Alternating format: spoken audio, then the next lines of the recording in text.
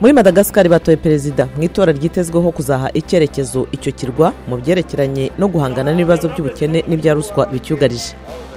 Abayobozi muri kiliziya y'abapresbyterien muri Kameruni bavuze ko abanyeshuri 79 bari bashimutiwe mu ishuri hamwe n'umuyobozi waryo barekuwe.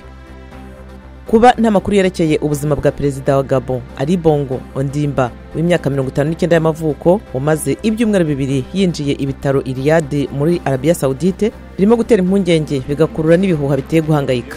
Mu mujyi wa Ye muri Sudani y'Epfo ho imyiteguro yo gukumira icyorezo cya Ebola iri mu gihugu bituranye cya Repubulika ya Demokarasi ya Kongo irarimbanije. Naho Irems mu burasirazuba bw'igihugu cy'Ubufaransa, perezida Emmanuel Macron na mugenzi we wa Mali Ibrahim Boubacar Keïta bahahuriye mu muhango wo kwibuka ingabo za Afurika zarwaniye Ubufaransa mu ntambara ya mbere y'isi yose.